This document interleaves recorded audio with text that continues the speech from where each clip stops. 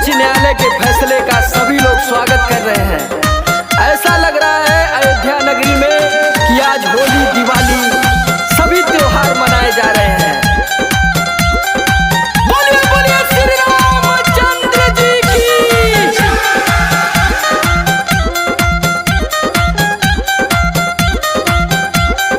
अयोध्या की खुशी हिंदुस्तान में समाये, राम जी के मूर्ति का आर्डर दिया।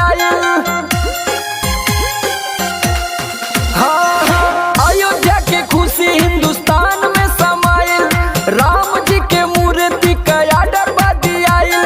दिल्ली से वकील लेके आई गई लेटर, दिल्ली से वकील लेके आई गई लेटर। मंदिर बनी अब बेटर, मंदिर बनी अब बेटर, मंदिर बनी अब बेटर, मंदिर बनी अब बेटर।